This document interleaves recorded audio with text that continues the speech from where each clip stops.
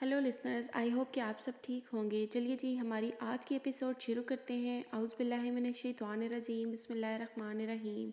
कहानी मेरा सुकून हो तुम, अस्कलम मीरब हयात। 2 दिन हो चुके थे, वो ऑफिस नहीं गई थी। जाने का हौसला ही नहीं था। वो अपनी बेखुदी पर अजीब सी शर्मिंदा हो रही थी, जिसके ज़ेरे असर वो घर में ही छुपी बैठी थी। शाम अपने पर समेटे रात को खुशामदीद कह रही थी। निदा मटर कीमा पका चुकी थी और चुनाचे आज वो घर ही थी, इसलिए इसने ज़बरदस्ती निदा को सलमी जहान के कमरे में भेजा और ख़ुद आटा गूंद कर अब वो रोटियां बनाने लगी। तवे पर गोल गोल रोटियां सेकती वो मुसलसल नम होती आंखों को झपक रही थी। मगर मुझे यहाँ ऐसे बैठना अच्छा लग रहा है, वो इसके कदमों में बैठा कह रहा था। जिमल ने आंखें झपकी, मंजर गायब हो चुका था। तवे पर पड़ी रोटी जलने लगी थी। क्या था इसकी हर बात का मतलब? क्या वो भी इसके लिए जज्बात रखता था? अगर हाँ, तो फिर इतना बेरहम क्यों था? वो जाने भी नहीं देता और अपना भी नहीं बनाता। आंसू साफ करते हुए वो सोच रही थी, वो इतनी भोली भी नहीं थी, तो फिर क्यों वो ऐसा कर रहा है? कौन सा खेल खेल रहा है इसके जज्बातों के साथ? जिमल ने आखिरी रोटी तवे पर डाली। जज्बात की रो में बहती आखिर वो अपना हाथ बुरी तरह से जला बैठी थी। इसकी चीख सुनकर निदा भागी चली आई। अल्लाह जी, ये क्या कर लिया जिमल आपने? मैं कह रही थी ना आप छोड़ दें, मैं कर लूँगी, मगर आपने मेरी एक नहीं सुनी। अब देख लेना नतीजा। वो इसकी कलाई थाम कर बिल्कुल ऑन के अंदाज में इसे डांट रही थी। जिमल रोते रोते हंस पड़ी। निदा को इसकी दिमागी हालत पर शुबा हुआ। ए लो, अब हंस क्यों रहे हो? हाथ की पुश्त पर अंगूठे वाली साइड सुर्ख हो रही थी। तुम्हारे यूं डांटने से मुझे ओन याद आ गया, जिमल ने मुस्कुराते हुए कहा। ओन के नाम पर निदा के चेहरे पर फूल खिलने लगे। अभी तो गए हैं वो, फिर से याद आ गए। निगाह झुका कर इसके हाथ पर बरनोल लगाती वो गैर संजीदा से कह रही थी, जी हाँ, क्योंकि मुझे मेरा भाई हर वक्त याद रहता है। जिमल ने नरमी से कहा। हाथ की तकलीफ जाती रही, लेकिन मुझे तो लगता है कि अब आपकी यादों में कोई और भी है जिमल आपी। निदा ने आंख मारते हुए तो थोड़ी सी जुबान बाहर निकाल कर जिमल ने इसे फ़ौरन घूरा। अब घूरियों से काम नहीं चलने वाला। बताना तो आपको पड़ेगा, आज ना सही फिर कभी सही। कंधे उचकाते हुए वो हंसते हुए बोली। दोनों नंद भावत मुस्कुराती हुए सलमी जहान के कमरे में चली आईं। अम्मी को पता तो नहीं चला? जिमल ने इसके कान में सरगोशी की। नहीं आंटी सो रही थी, बचत हो गई आपकी, वरना मेरी शामत पक्की थी कि आप से क्यों काम करवा रही हूँ। निदा ने फिर से गैर संजीदगी का मुजाहरा किया। जिमल ने इसकी पीठ पर होले से मुक्का मारा। झूठी शर्म नहीं आ रही? मेरी अम्मी पर गलत इल्ज़ाम लगाते हुए जिमल ने मसनूई आंखें दिखाईं। नहीं, वो इस बार ऑन आए थे ना, तो मेरी सारी शर्म अपने साथ ही ले गए, कहकर निदा ने अपना निचला लब दांतों में दबा लिया। निदा, तुम वाकई बेशर्म हो रही हो, जिमल ने हंसते हुए कहा। निदा ने अपना कहका बामुश्किल रोका। बस करो शैतान लड़की, अम्मी सो रही हैं। जिमल ने अपनी हंसी रोकते हुए इसे तनबीह की। निदा ने अच्छे बच्चों की तरह अस्बात में सर हिला दिया। अरे, मुझे अब ख्याल आया, ये अम्मी किस टाइम पर सो रही हैं? मगरिब के वक्त तो कभी भी नहीं सोई अम्मी। तबीयत तो ठीक है इनकी? जिमल को अचानक तशवीश हुई। हाँ, तबीयत तो ठीक नहीं थी, मुझे कह रही थी कि मेरे सर में थोड़ा दर्द है और शायद इनका ब्लड प्रेशर भी हाई था, तो गोली खाकर लेट गई थी, बस तब से ही आंखें बंद किए पड़ी हैं, निदा ने संजीदगी से कहा। जिमल फिक्रमंदी से इनकी तरफ बढ़ी। अम्मी, तबीयत तो ठीक है आपकी? जिमल ने आहिस्तगी से इनके चेहरे से चादर हटाई। क्या हुआ? आवाज़ बोझल थी। इन्हें देखकर जिमल की जान में जान आई। कुछ नहीं, मैं कह रही थी कि खाना खा लेते हैं आप? इसने मोहब्बत से कहा। चलो ले आओ, मैं ज़रा मुँह धो लूँ, कहते हुए वो उठ बैठी। इन्हें वॉशरूम का रुख करता देख कर जिमल और निदा किचन में चली गई। फिर खुशगवार माहौल में खाना खाया गया। मामूल के मुताबिक निदा 11 बजे तक सलमी जहान के और जिमल के मुश्तरका कमरे में बैठी ओन की बातें करती रही। सलमी जहान तो 10 बजे ही सो गई थी। 11 बजे के करीब निदा भी इसे शब खैर कहकर अपने कमरे में चली गई। तन्हा होते ही इसके मुस्कुराते लब رہے تھے۔ وہ تھکی تھکی سی اپنی چارپائی پر لیٹ گئی، چادر منہ پر تک تان کر وہ سونے کی کوشش کرنے لگی، مگر یادوں کے زہریلے ناگ اس سے پھر سے ڈسنے لگے تھے۔ اس رات کے بعد پھر سے ایک نیا سورج طلوع ہو جانے والا تھا، پھر سے ایک تھکا دینے والا دن کی شروعات۔ زمل سچ ہو رہی تھی، کل صبح بھی آفس نہیں جائے گی۔ ویسے بھی آج کا سارا دن وہ منتظر رہی کہ مگر آفس سے کوئی کال نہیں آئی۔ اب وہ قدرے مطمئن سی ہو کر سونے کی کوشش کرنے لگی۔ کروٹیں بدل کر آخر اس کی آنکھ لگ ہی گئی تھی کہ اس سے سوئے ابھی زیادہ دیر نہیں گزری تھی جب تکیے کے ساتھ پڑے موبائل بجنے لگا۔ پہلی ہی بیل پر اس کی نیند ٹوٹ گئی تھی۔ زمل نے منہ بسوتے ہوئے شور کرتا موبائل پکڑا اور پہلی فرصت میں تو موبائل سائلنٹ پر لگایا، پھر اسکرین پر چمکتا ان نون نمبر دیکھا۔ کچھ کچی نیند ٹوٹ جانے کے باعث گلابی پڑتی آنکھوں کو بمشکل کھول کر اس نے نمبر پہچاننے کی کوشش کی، مگر وہ اپنی کوشش میں کامیاب نہیں ہو پائی۔ موبائل کی اسکرین بجھ گئی۔ زمل نے آرام سے موبائل تکیے کے نیچے گھسانا چاہا، پھر سے اسی نمبر سے کال آ رہی تھی۔ اسے فکر ہونے لگی، جانے کون تھا۔ کچھ سیکنڈ اسی شش و پنج میں مبتلا رہنے کے بعد اس نے کال پک کر لی، فون کان سے لگایا۔ دوسری طرف سے جب کچھ دیر تک کوئی آواز نہ آئی تو تابدار لہجے میں وہ بولی، ہیلو، کون ہے؟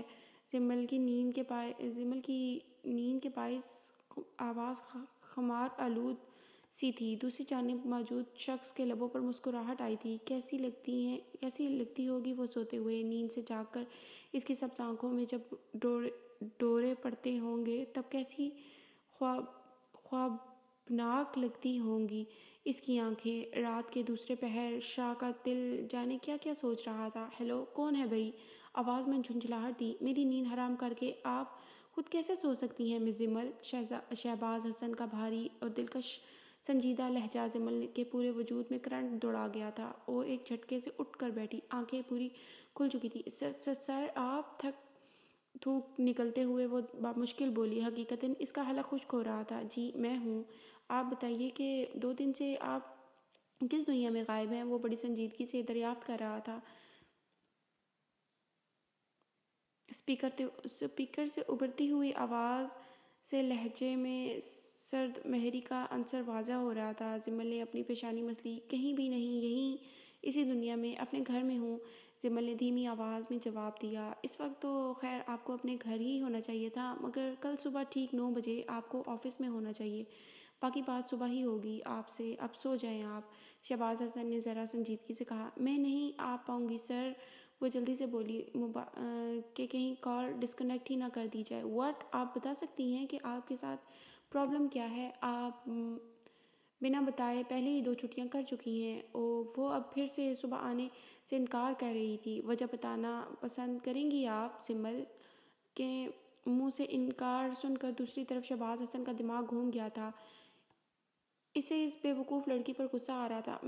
میری طبیعت ٹھیک نہیں ہے سر، صبح نہیں آ پاؤں گی، پرسوں آ جاؤں گی۔ زمل منمنائی۔ کیا ہوا آپ کی طبیعت کو؟ دوسری طرف وہ فوراً نرم پڑا۔ زمل کو جھوٹ بولنے پر شرمندگی سی ہوئی،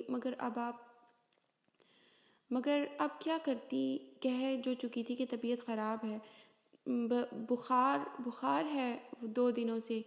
اس نے بہانہ گھڑا، جبکہ شہباز حسن اس کی آواز کی لڑکھڑاہٹ سے اس کے بخار کی نوعیت سمجھ چکا تھا۔ اوکے فائن، 2 دن ہو چکے ہیں، اب اتر گیا ہوگا، صبح آپ آفس آ جائیے گا۔ شاہ نے لبوں پر امڑتی مسکراہٹ رو کر لہجے کو سنجیدہ بنایا۔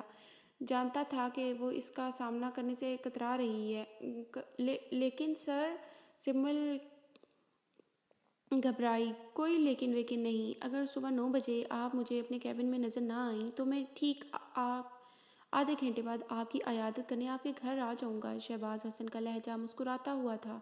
زمل کو تو یوں لگا کہ جیسے وہ سچ میں ہی نہ آ دھمکے۔ اوکے، زمل نے خفگی سے کہا۔ گڈ نائٹ، آہستگی سے کہہ کر شہباز حسن نے کال ڈسکنیکٹ کر دی۔ زمل جواب میں گڈ نائٹ بھی نہ کہہ پائی۔ جسم میں تھکاوٹ سی اترنے لگی، وہ واپس لیٹ گئی۔ دل کی دھڑکنوں کی رفتار کچھ سست سی ہو گئی۔ اس نے تھکی سی آنکھیں موند لیں۔ بن کہے بن سنے کبھی آہٹیں میرے دل کی، علیزے میں کہہ رہا ہوں نا، آج پاسبل نہیں ہے۔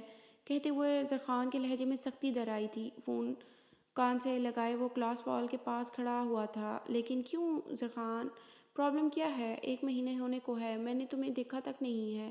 میں مزید صبر نہیں کر سکتی، آج تمہارے آفس میں آ رہی ہوں میں بس۔ دوسری طرف سے وہ خفگی سے بولی۔ میں آفس نہیں ہوں، زرخان نے آہستگی سے کہا۔ تو پھر کہاں ہو تم؟ جہاں بھی ہو وہاں آ جاتی ہوں، بٹ پلیز زرخان مجھے تڑپانا بند کر دو، میں تم سے ملنا چاہتی ہوں، مجھ سے مل لو پلیز۔ بولتے بولتے اس کا گلا روندا گیا۔ زرخان پل بھر کو بے چین ہوا۔ اس نے پلٹ کر سوئی ہوئی محرم کو دیکھا۔ صبح کے 9:30 بج رہے تھے اور وہ سو رہی تھی۔ جسٹ ریلیکس، ہم ملیں گے، بٹ آج میں بہت بیزی ہوں، سو آج نہیں پاسبل، کل شام ملتے ہیں۔ ابھی فون رکھو تم، زرخان نے سنجیدگی سے کہا۔ تم ہر بار یہی کہتے ہو کل ملیں گے، لیکن ہم دونوں کی رضامندی ہونی چاہیے، مگر تم فیصلہ سنا کر فون رکھنے کا کہہ دیتے ہو اور خود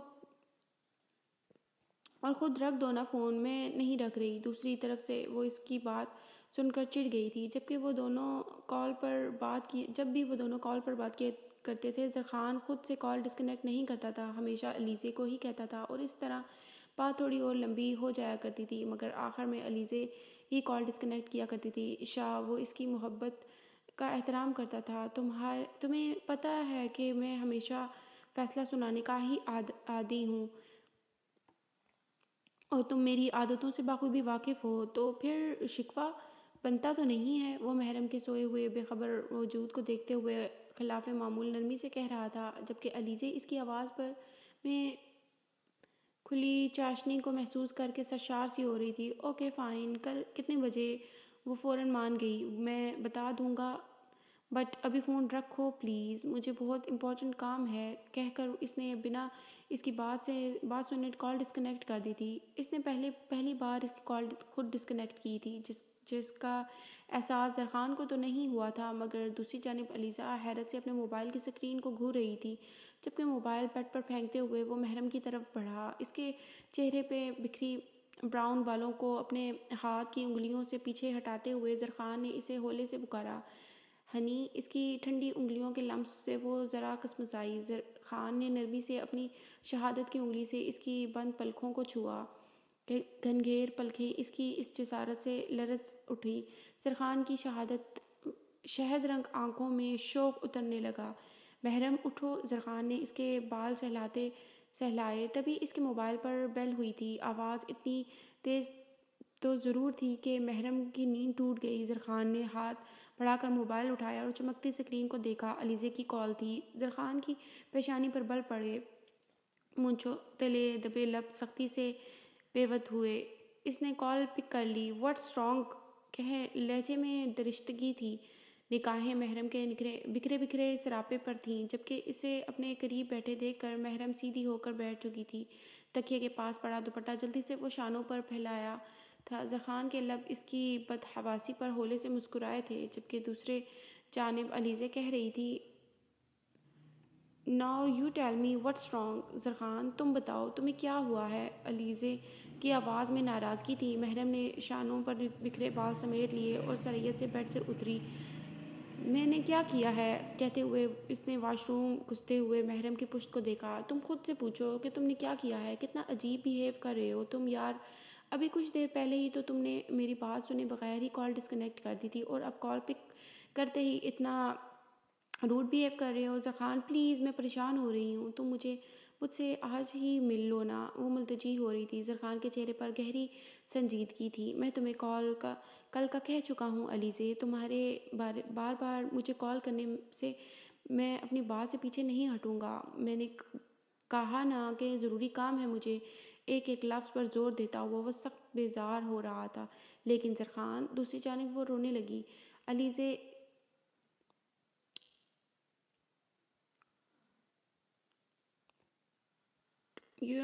you are wasting my time, وہ قدرے سرد مہری سے بولا۔ علیزے کو اس کے بے مہری پر پہلے سے بڑھ کر رونا آیا۔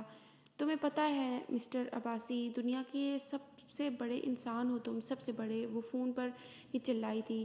آئی نیو اٹ، اب فون رکھو۔ اس کے شکوے پر زرخان کے انداز میں کوئی فرق نہیں آیا تھا۔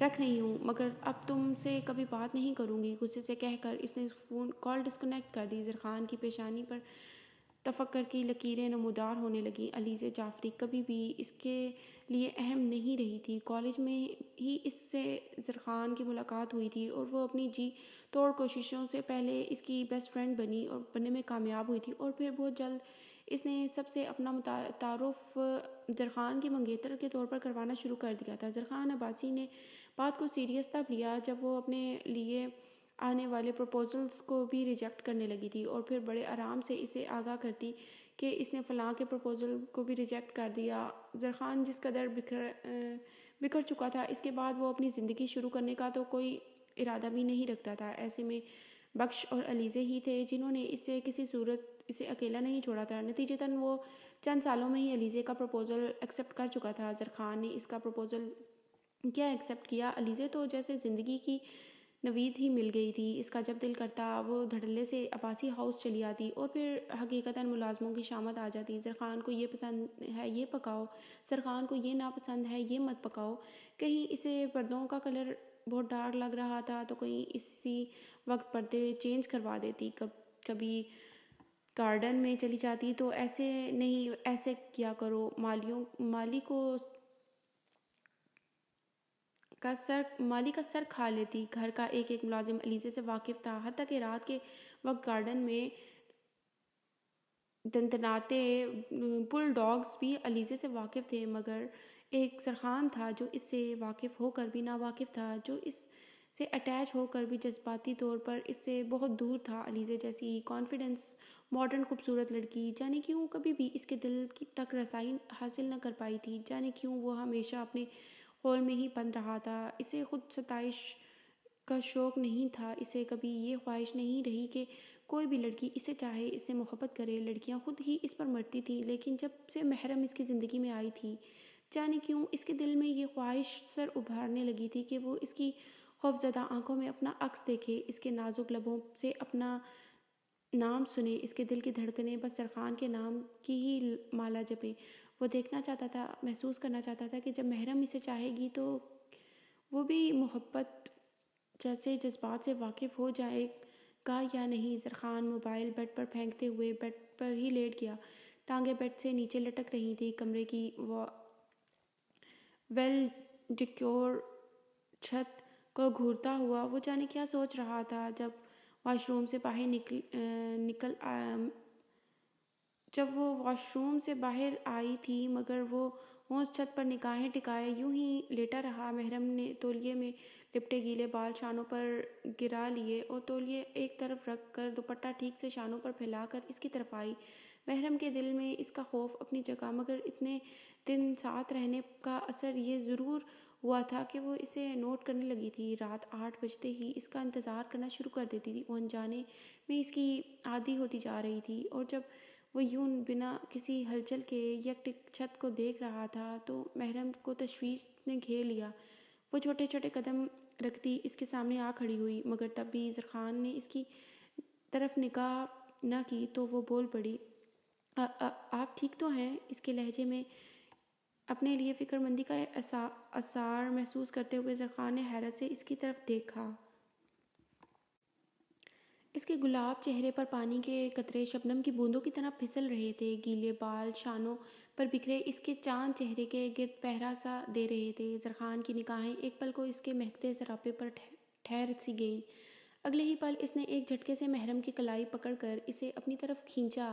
وہ زرخان سے اس حملے کی توقع بالکل نہیں رکھتی تھی اور سیدھا اس کے سینے پر جا گری۔ محرم کے گیلے بال اس کی وجیہہ چہرے کو ڈھانپ گئے۔ زرخان کی جلتی ہوئی آنکھوں نے اس کی زلفوں کی ٹھنڈک شدت سے محسوس کی تھی۔ رگ رگ میں ایک انجانا سا سکون اترنے لگا۔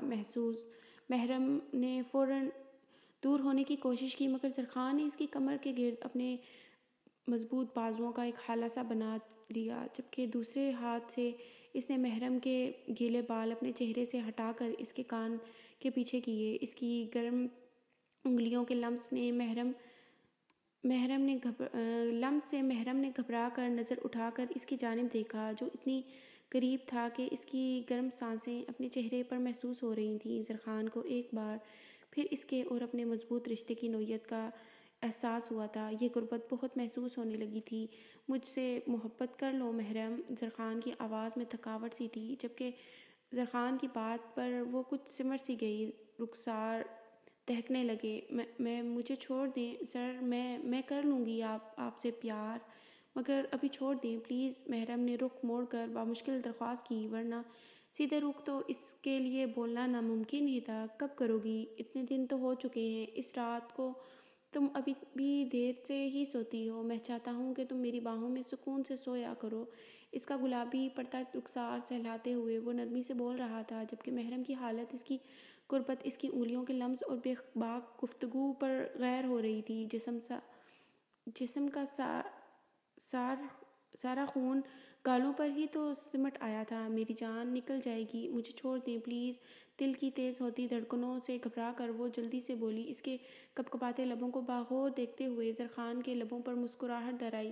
اس کی کمر کے گرد دوسرا بازو بھی مائل کرتے ہوئے اس نے کروٹ بدلی تھی اور احتیاط سے اسے بیڈ پر لٹا دیا، جبکہ محرم جو سختی سے آنکھیں میچ چکی تھی، اس کے دور ہونے پر وحشت زدہ آنکھیں کھول کر اس کی جانب دیکھا۔ تمہاری جان کے پیش نظر تم سے دور ہو گیا ہوں، مگر آئندہ چھوڑنے کی بات مت کرنا۔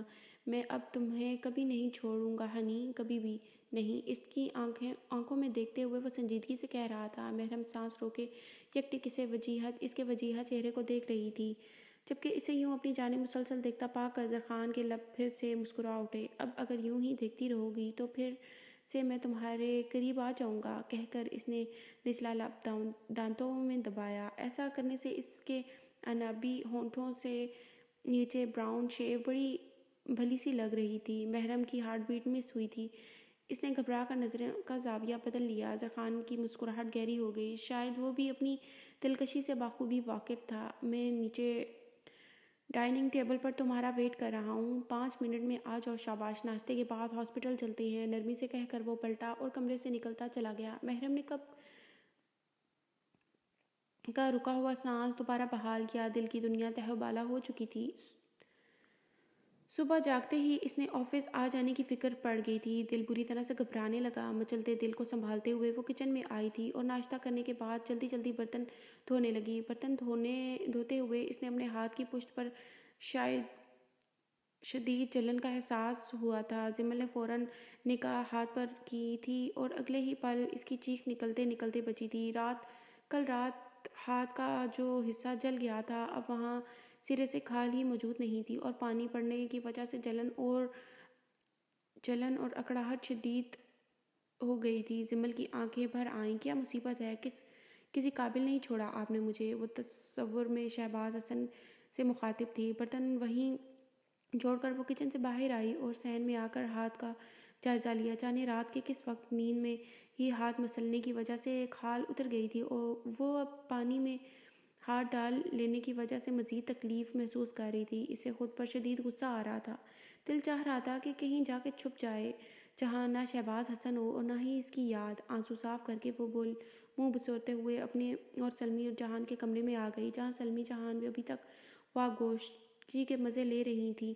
فجر کی نماز کے بعد وہ اکثر سو جایا کرتی تھیں اور اگر جاگتی رہتیں تو پھر جمل کو بھی سونے نہیں دیتیں اور اسے بھی جگا دیتیں۔ اس سے نت نئے رشتوں کی باتیں بتاتی رہتیں۔ آفس جانے سے پہلے وہ خود ندا کو جگا دیا کرتی تھی تاکہ ندا اور سلمی جہان بھی ناشتہ کر کے فارغ ہو جائیں۔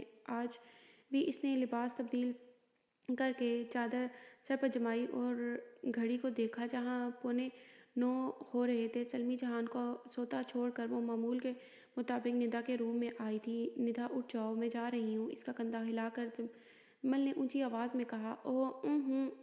زمی آپی، آج میری طبیعت ٹھیک نہیں ہے، آپ مت جائیں نا پلیز۔ ندا نے مندی آنکھیں کھول کر کہا۔ کیا ہوا طبیعت کو؟ جمل نے تشویش سے آگے بڑھ کر اس کی پیشانی کو چھو کر دیکھا۔ بخار تو نہیں ہے؟ بخار نہیں ہے، طبیعت کچھ بوجھل سی ہو رہی ہے۔ ندا اٹھ کر بیٹھو گی؟ جمل کو سمجھ نہ آئی۔ اب کیا کہہ رہی ہو ندا؟ میں پہلے ہی 2 چھٹیاں کر چکی ہوں ندا چندا، اگر آج میں آفس نہ گئی تو سر مجھے جاب سے نکال دیں گے۔ کہتے ہوئے جمل نے اس کے بال سہلائے۔ کہہ تو آپ ٹھیک رہی ہیں ندا، ہولے سے مسکرائی۔ میں کوشش کروں گی جلدی آ جاؤں، تم پریشان مت ہونا۔ جمل نے اس کا ہاتھ تھپتھپایا اور اٹھ کھڑی ہوئی۔ ندا نے اسبات میں سر ہلایا اور وہ تیزی سے چلتی ہوئی گھر سے باہر نکل آئی۔ ڈرائیور اپنی مخصوص جگہ پر موجود تھا۔ جمل نے سلام کر گاڑی میں جا بیٹھی۔ تمام رستہ وہ مضبوط بنی بیٹھی رہی، مگر آفس کے باہر گاڑی رکتے ہی اس کا حوصلہ پھر سے ٹوٹ گیا اور اس کی آنکھوں میں نمی اترنے لگی۔ ہاتھ میں پکڑے پاؤچ اپنی ہاتھوں کی گرفت میں مضبوط کیا اور دھیمی چال چلتی ہوئی عمارت کے اندر چلی گئی۔ گڈ مارننگ جیسے جملے سنتے ہوئے وہ اپنے کیبن میں آ بیٹھی۔ اپنی سیٹ سنبھالتے ہوئے اس نے ونڈو آن کی تھی۔ وہ جانتی تھی کہ اسے کسی وقت بھی شہباز حسن کی طرف سے بلاوا آ سکتا ہے، اس لیے ایک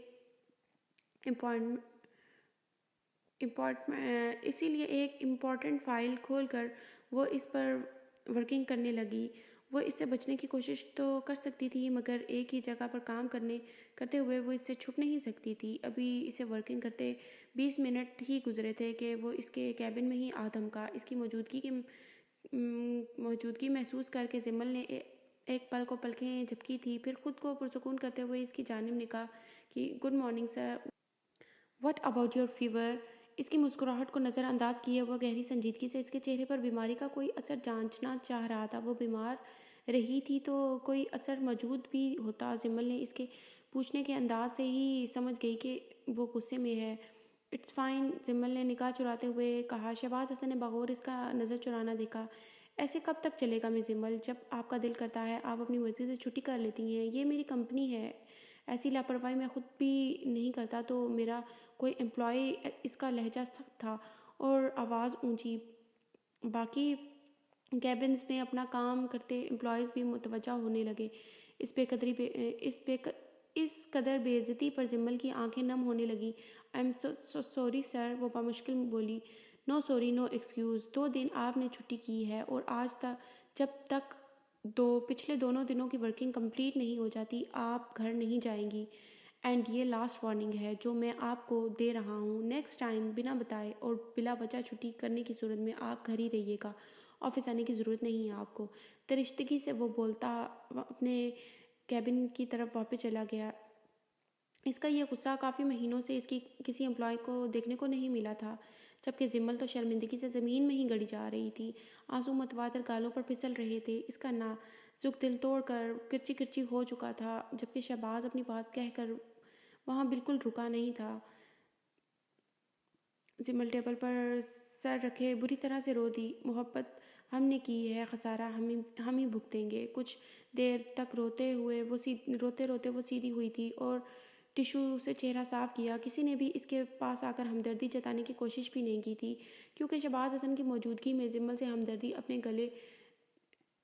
اپنے ہی گلے پڑ سکتی تھی۔ دکھتے سر کو چند منٹ تک دبانے کے بعد اس نے مانیٹر کی سکرین پر توجہ دی، پھر جلتے ہوئے ہاتھ کی پرواہ کیے بغیر وہ کام کرنے لگی تھی۔ دل ہی دل میں وہ خود کو کوستے ہوئے وہ بار بار نم ہوتی آنکھوں کو صاف کر رہی تھی۔ یوں ہی کے بورڈ پر انگلیاں چلاتے چلاتے لنچ ٹائم ہو گیا تھا جب مس ثنا اس کے کیبن میں آئی تھی اور اس کے ہاتھ میں چائے اور سینڈوچ کی پلیٹ تھی۔ پلیٹ کو ٹیبل پر رکھتے ہوئے اس نے جمل کے چلتے ہاتھ پر نرمی سے ہاتھ رکھا اور اس کے لبوں سے سسکی نکلی تھی۔ ثنا نے فوری طور پر واپس سے ہاتھ کھینچ لیا۔ کیا ہوا؟ ایک نظر اس کے تکلیف زدہ چہرے کو دیکھتے ہوئے ثنا نے دوسری نظر اس کے ہاتھ پر ڈالی تھی۔ انگوٹھے والی سائڈ پر سے ہاتھ کافی زیادہ جلا ہوا تھا، اندر والی سرخ کھال نظر آ رہی تھی۔ ثنا پریشان ہو گئی۔ یہ کیسے ہوا؟ اس کی آواز میں فکر تھی۔ جمل نے بھیگتی پلکوں کو جھپک کر آنسو حلق میں اتارنے کی کوشش کی۔ کل شام روٹی پکاتے ہوئے ہاتھ جل گیا تھا، اس نے دھیمی آواز میں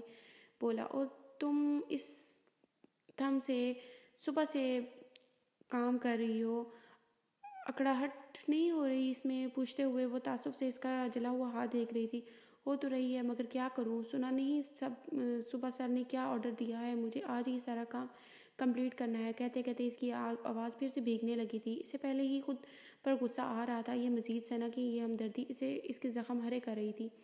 تو تم کم از کم انہیں یہ ہاتھ تو دکھا دیتی۔ اتنے بھی ظالم نہیں ہیں یار وہ، زخم دیکھ کر تم سے کام نہیں کرواتے۔ ثنا نے اسے لتاڑا۔ مجھے نہیں پتا، وہ کتنے ظالم ہیں اور کتنے نرم دل. یہ کام میری ذمہ داری ہے اور میں اپنی ذمہ داری پوری کر رہی ہوں بس.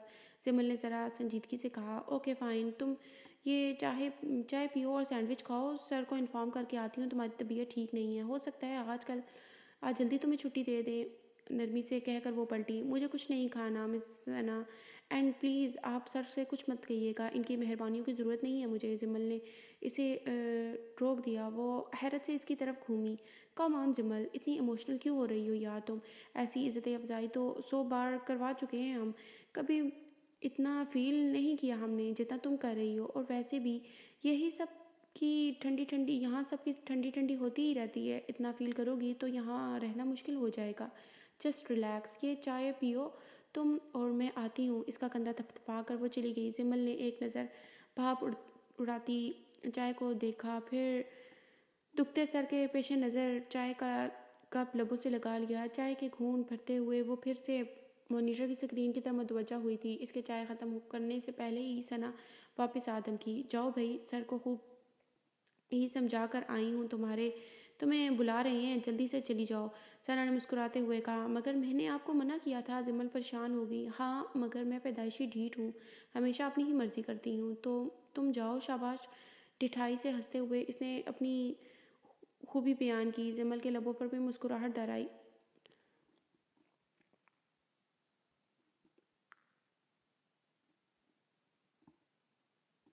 دیٹس مائی گڈ گرل, جلدی جاؤ اب. پلیٹ میں پڑے سینڈوچ جو وہ جمل کے لیے لائی تھی اب وہ خود ہی کھانے لگی تھی, جبکہ جمل انگلیاں موڑتے ہوئے باس کے آفس روم کی طرف چلی آئی. اب جانے کیا سلوک کرنے والا تھا وہ اس کے ساتھ.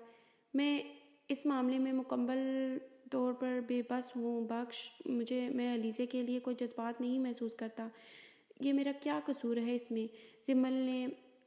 زرخان نے گاڑی ڈرائیو کرتے دربخش کی طرف دیکھتے ہوئے سنجیدگی سے کہا. مجھے ایسا کیوں لگ رہا ہے کہ آپ سچائی سے بھاگ رہے ہیں سائیں. داد بخش نے سنجیدگی کا مظاہرہ کیا. اور وہ سچ کیا ہے؟ زرخان نے تیوری چڑھائی. جب آپ سننا ہی نہیں چاہتے تو میں کیا بتاؤں؟ داد بخش نے خفگی سے کہا. یار بخش, اب تم یوں بیویوں کی طرح منہ نہ بناؤ. زرخان نے خلاف معمول غیر سنجیدگی سے کہا. داد بخش نے حیرت سے اس کی طرف رخ موڑ کر دیکھا. کیا یہ تبدیلی محرم کی وجہ سے آئی تھی؟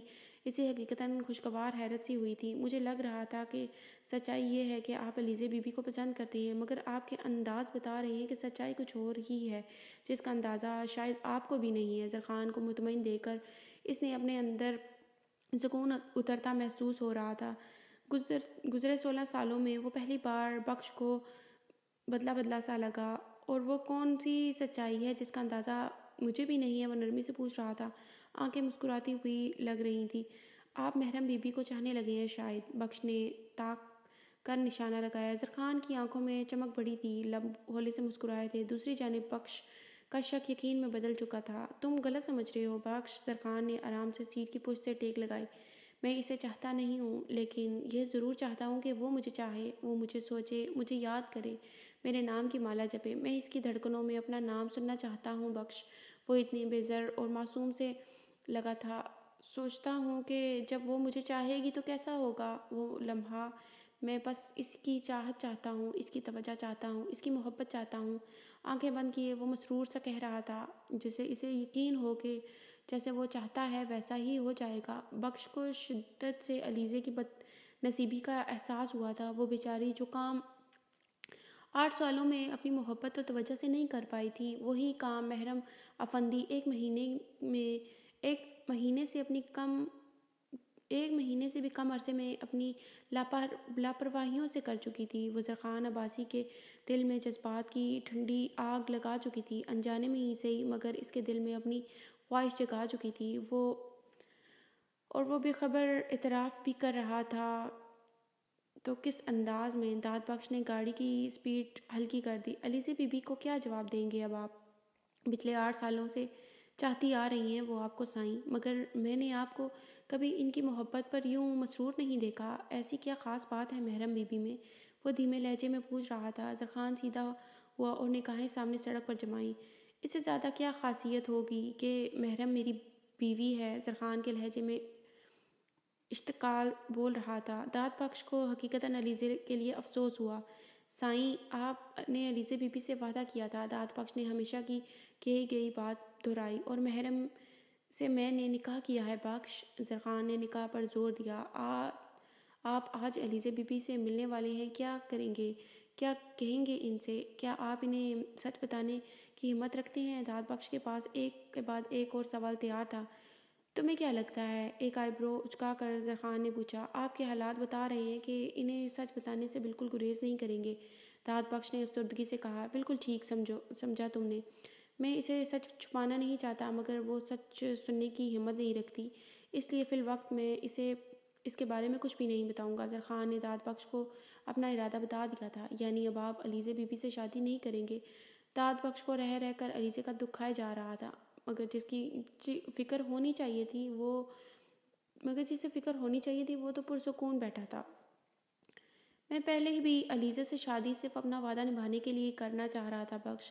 میں تمہیں بتا چکا ہوں کہ مجھے اس میں کوئی دلچسپی نہیں ہے، اور شاید میں اب بھی اس سے شادی کر لیتا، مگر علیزہ محرم کو ایکسیپٹ نہیں کرے گی، اور میں محرم کے لیے کسی قسم کی تکلیف نہیں چاہتا۔ زرخان نے ٹھہر ٹھہر کر جواب دیا۔ اس کی ہر بات میں محرم کا ذکر شامل تھا۔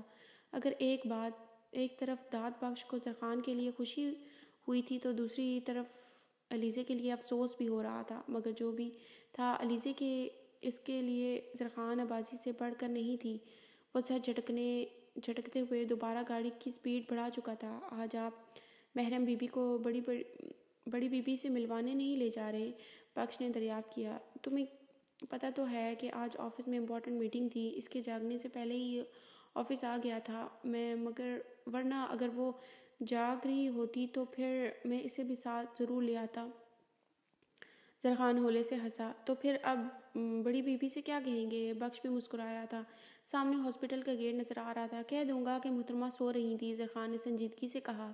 گاڑی ہاسپٹل کے گیٹ سے ہوتے ہوئے پارکنگ ایریا میں داخل ہو رہی تھی۔ ویسے نورا کے ساتھ کافی دل لگ چکا ہے مام کا، وہ زیر لب مسکرایا۔ بخش نے بھی ہنستے ہوئے اس بات میں سر ہلایا۔ پھر گاڑی پارک کر کے وہ دونوں ہاسپٹل کی عمارت کی طرف بڑھنے لگے۔ اب تو زرخان فاطمہ کے روم تک قدموں کا فاصلہ بھی گن چکا تھا۔ اسے اکیلا ہی آتے دیکھ کر وہ کچھ پریشان سی ہو گئی۔ کیا ہوا؟ محرم کہاں ہے؟ وہ گردن اونچی کر کے اس کی پشت کے پیچھے دیکھنے کی کوشش کر رہی تھی۔ ریلیکس فاطمہ مم، وہ سو رہی تھی۔ آج میں ذرا جلدی میں تھا تو اس لیے اسے نہیں ساتھ لے کر آیا، تھوڑی دیر تک بخش جا کر اسے لے آئے گا، آپ فکر مت کریں۔ زرخان نے انہیں واپس لٹا دیا۔ اس کی بات سن کر وہ کچھ مطمئن سی ہو گئی، مگر آنکھوں میں جلتی جوت بجھ سی گئی تھی۔ یعنی میرا آنا کافی نہیں ہے آپ کے لیے؟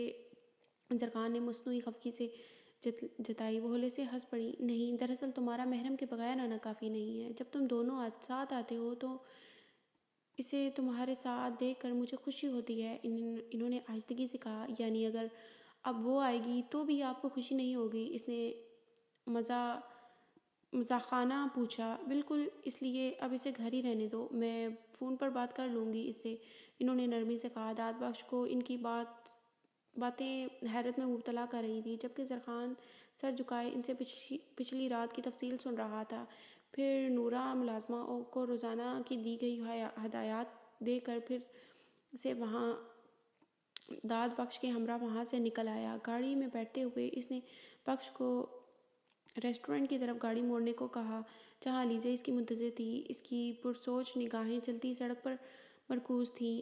میں آئی کم ان سر؟ ہمیشہ جیسا مؤدبانہ انداز میں وہ دھیمی آواز میں صوفے پر بیٹھے شہباز حسن نے نگاہ اٹھا کر اس کی جانب دیکھا۔ یس، اس نے نرمی سے کہا۔ وہ چھوٹے چھوٹے قدم اٹھاتے سے ذرا فاصلے پر جا کھڑی ہوئی۔ آپ نے بلایا سر؟ زمل کا لہجہ بھیگا ہوا تھا۔ شہباز حسن نے بغور اس کے جھکے سر کی طرف دیکھا۔ مس ثنا بتا رہی تھی کہ آپ کے ہاتھ میں کوئی سیریس چوٹ آئی ہے شاید، جس کی وجہ سے آپ کو ٹائپنگ میں پرابلم ہو رہی ہے۔ زمل از شی رائٹ؟ شاہ نے سنجیدگی سے پوچھا۔ نگاہیں ہاتھ پر لگی اس کی چوٹ کو ڈھونڈنے میں تھیں جس کے بارے میں ثنا بتا رہی تھی۔ مجھے ٹائپنگ میں کوئی پرابلم نہیں ہو رہی سر، اور رہی بات چوٹ کی تو یہ میرا پرسنل میٹر ہے، اٹس ناٹ یور پرابلم۔ آپ کو آپ کا کام کمپلیٹ ملے گا، اس بارے میں آپ کو فکر مند ہونے کی کوئی ضرورت نہیں ہے۔ کام کمپلیٹ کر کے جاؤں گی میں آج وہ آج ذرا برفیلے لہجے میں بولتی صبح کی بے عزتی کا بدلہ لے رہی تھی۔ شہباز حسن کو اس کے لہجے سے اپنی کی گئی زیادتی کا احساس ہوا۔ پینٹ کی پاکٹس میں ہاتھ پھنساتے ہوئے وہ کھڑا ہو گیا۔ زمل 2 قدم پیچھے ہوئی۔ میں نے آپ کو یہاں آپ کی چوٹ سے متعلق پوچھنے کے لیے بلایا ہے مس زمل۔ کام کی بات تو صبح ہو چکی تھی، شہباز حسن نے نرمی سے کہا، جبکہ اس کے میٹھے لب و لہجے پر زمل نے تڑپ کر اس کی طرف دیکھا۔ اور میں بھی کہہ چکی ہوں کہ میری چوٹ آپ کا سر درد نہیں ہے۔ وہ ذرا سنجیدگی سے بولی، نہ چاہتے ہوئے بھی ایک آنسو اس کے رخسار پر پھسل گیا تھا، جیسے اس نے بے دردی سے صاف کر لیا۔ شہباز حسن کا ملال بڑھنے لگا۔ میں ڈسٹرب تھا miss Zimal. I am extremely sorry for that, Shah نے ہولے سے کہا۔ زمل نے ایک شکوہ کو نگاہ اس پر ڈالی۔ اور میں اس وقت ڈسٹرب ہوں سر، اس لیے آپ کی سوری بے فائدہ ہے، زمل نے سنجیدگی سے کہا۔ وہ جانے کے لیے پلٹی۔ زمل پلیز، شہباز حسن نے اس کا ہاتھ تھام لیا، اور ہاتھ تھامنا ہی قیامت برپا کر گیا تھا۔ سلگتی نظروں سے اس کی جانب دیکھتی وہ پلٹ پڑی۔ Please please for what? میں بتا چکی تھی کہ میری طبیعت خراب ہے، پھر بھی آپ کے کہنے پر میں آفس آ گئی تھی۔ آپ نے کیا کیا؟ سب کے سامنے ذلیل کر دیا مجھے۔ کیا ذلیل کرنے کے لیے ہی بلایا تھا مجھے؟ غصے میں پوچھتی۔ آخر وہ رو پڑی۔ زمل پلیز اسٹاپ ویپنگ۔ شہباز حسن نے نرمی سے اس کا ہاتھ دبایا تھا، جس سے اس نے ایک جھٹکے سے کھینچ لیا۔ مجھے جانے دیں پلیز، میں آپ کی کچھ بھی نہیں ہوں، صرف ایک امپلائی ہوں، اور امپلائی کو ذلیل کر کے ان سے معافی نہیں مانگی جاتی، بلکہ معافی تو مجھے مانگنی چاہیے کہ میں نے آپ سے شکوہ کیا۔ چلیے جی، آج کی ہماری ایپیسوڈ یہیں تک تھی۔ ملیں گے کل